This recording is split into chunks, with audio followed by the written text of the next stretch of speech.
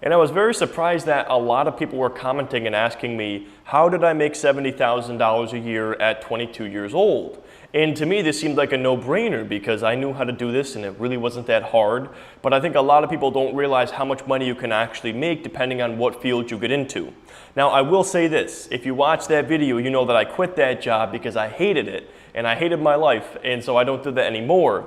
So don't think that you can just make a lot of money and it's going to make you happy. That's a complete fallacy, and don't fall into that trap of chasing the money rather than chasing your passion.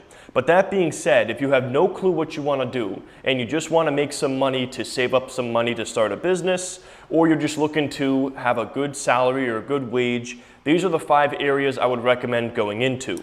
So my number 1 recommendation to you is to get involved with a trade. Now this could be something like being an electrician, this could be carpentry, this could be using your hands and doing plumbing, this could be being a pipe fitter. No matter what it is though, these trade jobs pay very well, especially if you are in a union. And the other beauty with this is that you can start off as an apprentice and have absolutely $0 of educational costs. So typically these apprentices are 5 years. I know I was looking at the IBEW, or International Brotherhood of Electrical Workers. I decided to get a 2-year degree in electrical construction, but before I did that, I was considering entering the electrical union. And if you do that, you start off at about $14 an hour, and you don't have any college at all that you're paying for. You just go to work, and you oftentimes are taking classes at night, but they're basically paying you to learn this trade, and 5 years down the road, you could have a wage of $40 an hour or more.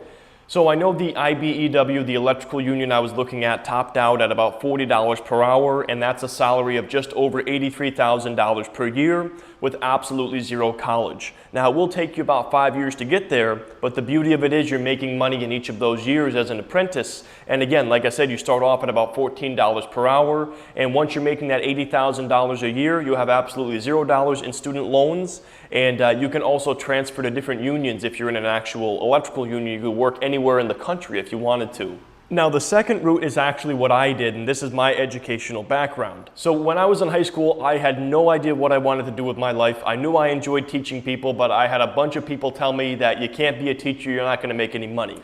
And unfortunately, I believed these people, and I made the decision to go off and get a degree in electrical construction. And this was solely based on the fact that I took an electronics class in high school, and I thought it was kind of interesting. So anyways, I went to community college. I got a degree in electrical construction and maintenance, and that degree cost me about $12,000. Now I did have my grandfather help me out with that, so I didn't have to pay for that college, but I had about a $15,000 limit as far as my college went. Anything beyond that would be coming out of my pocket. So I spent about $12,000 on that degree. It took me 2 years to get that associate's degree. And then a week before I graduated, I actually got a job working for the local power utility. Now I started off in the collections department, and so what I would do is I would go door to door, I would knock on people's door, and I would shut off their power if they wouldn't pay their bill. And it was a terrible job. It was one of the worst summers of my entire life, but anyways, it led to me getting a full-time position with that company. But my starting out wage there, my hourly rate as a collector, was $27.20 per hour. And that ends up being a salary of about $56,000 per year. And do keep in mind that working for a utility, you do get a decent amount of overtime. So I was a collector for about 8 months, and then in the fall, that is when I got my permanent job there as a planner. So what I would do is I would do the preliminary design work for the overhead power line construction. A great job if you're into math and engineering, but it just wasn't for me. But that job paid me $31.62 an hour, and that job topped out at $50 an hour, and it took you 5 years to get there. So I was making about $65,000 per year at that job starting out, and within 5 years it was a guaranteed pay of over $100,000 if I stuck with that progression. But as I'm sure you guys know, that's not how that story panned out. I decided to start a YouTube channel and go full-time with that. But nonetheless, utility workers make a lot of money, especially if you're in a union. So the second route I would recommend going is looking at some kind of utility construction work. Number 3 on the list here is one you probably have never thought of before, but it's air traffic control. These are very high stress jobs, but they pay a lot of money. Most people working in air traffic control make over $120,000 per year.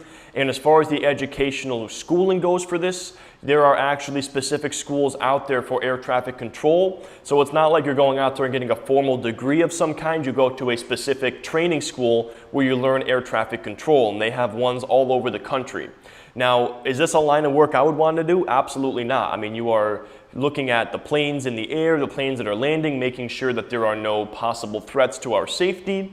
So it's a very high-stress job, but this is a very high-paying job that requires very little schooling and not a lot of upfront investment as far as education goes. So number 4 on my list here is radiation therapy, or being a radiation therapist, essentially helping people, cancer patients or other patients with radiation treatments. Now, this is a job that you typically see people with a bachelor's degree doing very well with, but you can actually get into this field with an associate's degree and expect to make somewhere around $80,000 per year as a radiation therapist. And there are all kinds of different schools in the country here that teach you radiation therapy and specific programs for that. I know the college I went to, the community college, had a program for both dental hygienists and radiation technology and radiation technicians, and those were very affordable programs at a community college. So we're talking about potentially investing $15,000, maybe $20,000 at most in your education, and being able to come out making $80,000 a year. That's not a bad investment right there. And then 5th and finally, we have to include being a registered nurse. This is a fantastic field to be getting into, anything related to healthcare, just because of the aging population. More people are living longer, and so we need more people working in healthcare. And registered nurses typically make about $68,000. There's all kinds of associate's degree programs all over the country where you can get into an RN program, and you can also build upon that and excel and make more money in that field. And nurses also get a ton of overtime, and so that's also a great field to get into, whether or not you're a man or a woman. I know traditionally it was a lot of women in the nursing field, but now it's pretty much gender neutral, and there wouldn't be any issues with being a man in that field making that kind of money. So just to wrap that up, those would be my basic recommendations here: is look into the trades, look into healthcare. Those are 2 very hot areas to get into that are going to have steady demand as far as your work, and you also have potential to work overtime and work more hours in those jobs. But again, the number one thing I have to stress here is don't do something unless you think you're going to enjoy it. Don't just do it for the money. Now, what I did is I worked my job and I knew I didn't like it, and so as a result, I lived as frugally as possible. I saved as much money as possible. That way I could do something different down the road.